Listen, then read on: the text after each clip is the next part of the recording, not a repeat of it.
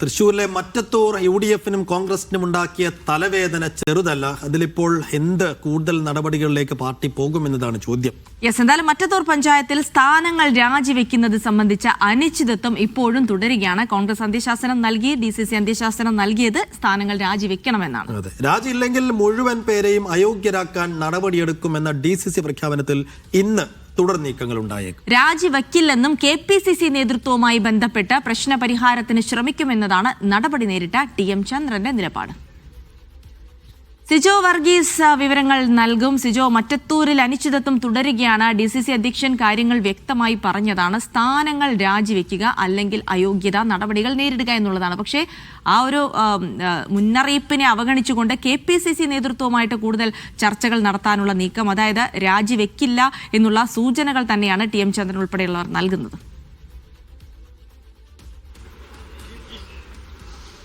ജിൽസി സൈഫുദ്ദീൻ, അതായത് തദ്ദേശ തെരഞ്ഞെടുപ്പിലെ തിളക്കമാർന്നൊരു വിജയം, അതിൻ്റെ ആത്മവിശ്വാസത്തോടു കൂടി നിയമസഭാ തെരഞ്ഞെടുപ്പിനെ നേരിടാനുള്ള ഒരു തയ്യാറെടുപ്പും മുന്നൊരുക്കവും ഒക്കെ UDF അല്ലെങ്കിൽ കോൺഗ്രസ് ഒക്കെ നടത്തി വരുന്നതിനിടയിലാണ് ഈ മറ്റത്തൂർ വിഷയം ആ ഒരു ശോഭ കെടുത്തുന്ന രീതിയിലേക്ക് മാറിയിരിക്കുന്നത് എന്നുള്ളതാണ്. മറ്റൊന്ന്, ഈ തദ്ദേശ തെരഞ്ഞെടുപ്പിലെ ആ ഒരു തോൽവി, അതിനെ കാരണം കണ്ടെത്തി പഠിച്ച പരിഹാരം കണ്ടെത്താൻ ശ്രമിക്കുന്ന LDF-ന് അല്ലെങ്കിൽ CPM-നൊക്കെ വീണ് കിട്ടിയ ഒരു അവസരം, പ്രതിരോധിക്കാനുള്ള ഒരു അവസരം. ഏറ്റവും പ്രധാനമായും ഉന്നയിക്കുന്ന ആരോപണം BJP-യും കോൺഗ്രസും തമ്മിലുള്ള അവിശുദ്ധ കൂട്ടുകെട്ടിൻ്റെ ഒരു ഉത്തമ ഉദാഹരണമാണ് മറ്റത്തൂരിലേത് എന്നാണ് പ്രധാനമായും പറയുന്നത്. അത്തരം ഒരു ആരോപണ പ്രത്യാരോപണങ്ങളും രാഷ്ട്രീയ ചർച്ചകളും ഒക്കെ നിൽക്കുന്ന സമയത്ത് തന്നെയാണ് ഇത് വീണ്ടും ഇത്തരം കാര്യങ്ങൾ അനിശ്ചിതത്വത്തിലേക്ക് നീങ്ങുന്നു എന്നുള്ളതാണ് ഏറ്റവും പ്രധാനമായിട്ടുള്ള ഒരു കാര്യം. എന്തായാലും ഈ BJP-യുടെ പിന്തുണയോടുകൂടി നേടിയ സ്ഥാനമാനങ്ങൾ രാജിവെക്കണം, അല്ലെങ്കിൽ പാർട്ടി അവരെ അയോഗ്യരാക്കുന്ന നടപടികളിലേക്ക് നീങ്ങുമെന്നുള്ള ഒരു അന്ത്യശാസനമാണ് DCC നൽകിയിരിക്കുന്നത്. ആ ഒരു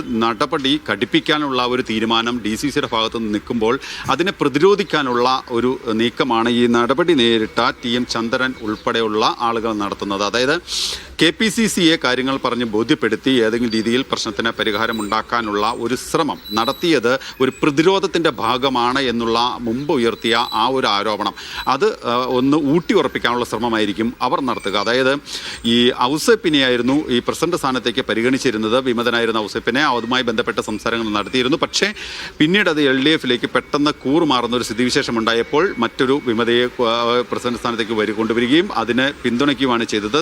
അത് BJP-ആണ് തങ്ങളെ പിന്തുണച്ചത്. തങ്ങൾ ഒരു കാരണവശാലും BJP-യുമായിട്ടുള്ള ചർച്ച നടത്തുകയോ കൂട്ടുചേരുകയോ ചെയ്തിട്ടില്ല എന്നുള്ളൊരു വാദം അവർ ഉന്നയിക്കുകയും ചെയ്യുന്നുണ്ട്. എന്തായാലും ഇതുമായി ബന്ധപ്പെട്ട് ഈ ചന്ദ്രൻ ചില കാര്യങ്ങൾ പറയുകയും ചെയ്തിരുന്നു. അതായത് പാപഭാരം അത് തങ്ങളുടെ തലയിൽ കെട്ടിവെക്കാനുള്ള ഒരു താല്പര്യമില്ല. എന്തായാലും ഇക്കാര്യങ്ങൾ KPCC-യെ ബോധ്യപ്പെടുത്തും. എന്തായാലും അതുമായി ബന്ധപ്പെട്ട് തുടർ നടപടികൾ ഉണ്ടാക്കാനുള്ള ഒരു ശ്രമം നടത്തുമെന്നാണ് അവർ പറയുകയും ചെയ്തിരുന്നത്. പക്ഷേ ഈ സമയപരിധി, രാജിവെക്കാനുള്ള സമയപരിധി നിലവിൽ കഴിയുകയും ചെയ്തിട്ടുണ്ട്. അതുമായി ബന്ധപ്പെട്ട് ഇനി DCC-യുടെ അല്ലെങ്കിൽ കോൺഗ്രസിൻ്റെ നേതൃതലത്തിലുള്ള നടപടി എന്തായിരിക്കും എന്നുള്ളതാണ് പ്രധാനപ്പെട്ട ഒരു കാര്യം. അയോഗ്യരാക്കുന്ന നടപടികളിലേക്ക് കടക്കുമോ എന്നുള്ളതാണ് ഇനി അറിയേണ്ട കാര്യം. അതുമായി ബന്ധപ്പെട്ടുള്ള ഒരു തുടർ വാർത്തകളും പ്രതികരണങ്ങളും ഇന്ന് ഉണ്ടാകും. ഒപ്പം തന്നെ ഈ BJP നേതൃത്വവുമായി ചന്ദ്രൻ ചർച്ച നടത്തി എന്നും തരത്തിലുള്ള പ്രതികരണങ്ങൾ കഴിഞ്ഞ ദിവസം ഔസേപ്പ് വാർത്താ സമ്മേളനത്തിൽ നടത്തുകയും ചെയ്തിരുന്നു. അതുപോലെ തന്നെ K മുരളീധരൻ, TN പ്രതാപൻ ഉൾപ്പെടെയുള്ളവരുടെ പരാജയത്തിന് കാരണമായി പല വഴികൾ നടത്തുകയും ചെയ്തു എന്നുള്ള ആരോപണങ്ങളടക്കം ഉന്നയിക്കുകയും ചെയ്തിട്ടുണ്ട്. എന്തായാലും ഈ കാര്യത്തിൽ